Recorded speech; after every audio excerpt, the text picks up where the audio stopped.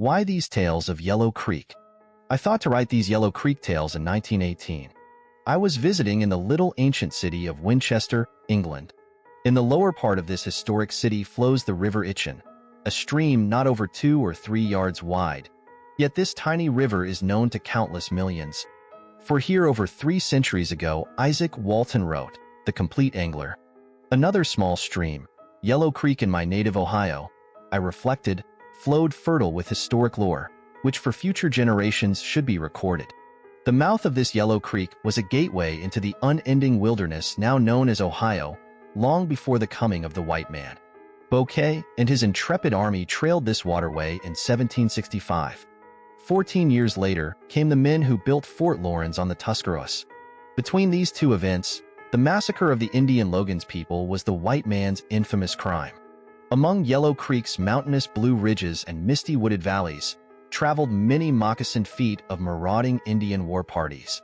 Like a traveler along the lofty hills of the Yellow Creek country who stops to look back over the path he has followed, I have looked back, and in the past 2 years have written these Yellow Creek tales, seeking to revitalize for the reader the historic stream, that the struggles and events in the lives of the common men and women, which were so vital in the building of America, not recorded in general history, might be imprinted deeply in present-day minds, knowing that what is remembered only is lost, but what is recorded is preserved. The authenticity of these stories is fortified by my zeal to separate truth from fiction always.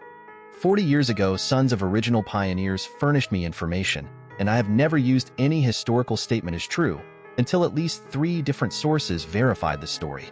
If material differed, I investigated until every historical item was clear. It is the fervent desire of the author that these tales of Yellow Creek may in some measure give note to this historic little stream. Dr. Robert W. Schilling. Historically, Yellow Creek has played a large role in the settlement of our area and our nation.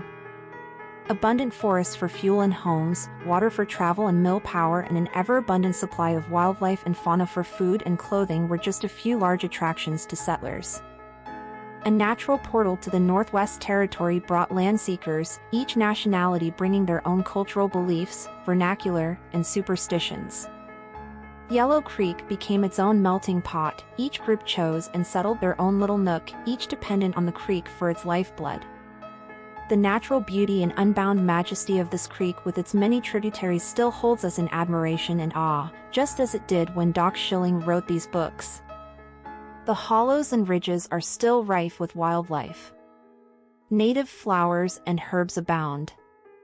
The towering hemlocks of Doc's books still stand sentinel over all. The runs and rills are abundant with fish and beaver, the woods with deer, turkey, grouse and other game, and the skies are full of hawks, herons, songbirds and an occasional bald eagle. Doc's Indians are gone, but whispers of their passing still remain. All of the tales and stories Doc Schilling drew from For Tales of Yellow Creek and Yellow Creek Stories are our own history. Each generation can look back and see its own ancestry and heritage in the making. I hope you enjoy this new edition of Doc's books and find it inspires an interest in learning more of Yellow Creek's history and a desire to become true stewards of this amazingly beautiful valley.